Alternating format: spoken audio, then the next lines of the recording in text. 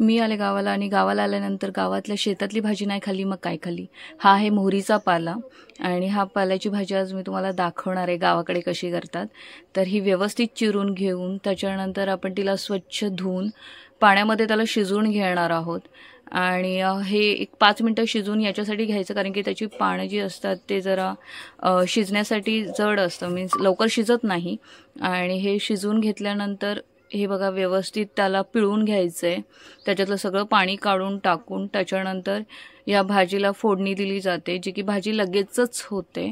आणि कढईमध्ये आता तेल गरम करत ठेवलेलं आहे, कढईत तेल गरम झालंय, त्यामध्ये आता आईने छानपैकी कांदा टाकलेला आहे।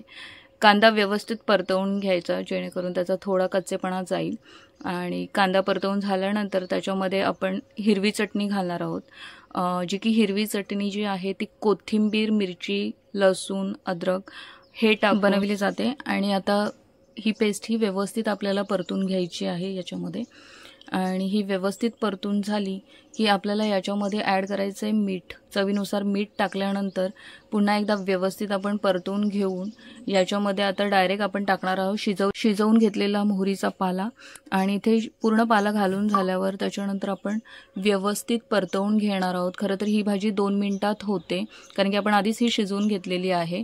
आता ह्याला व्यवस्थित परतवून घेतलंय आणि हा परतवून झाल्यानंतर ह्याच्यात आपण शेंगदाण्याचं कूट टाकणार आहोत जे की याच्यात अजून छान चव येते।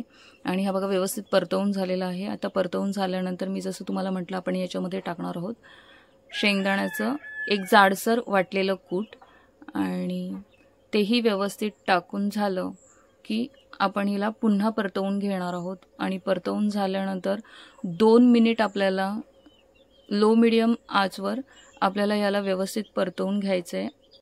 अजून 2 मिनिट आणि 2 मिनिटात आपली भाजी तयार होईल आणि ही भाजी आपण डाळ भातासोबत किंवा फक्त भातासोबतही खूप छान लागते।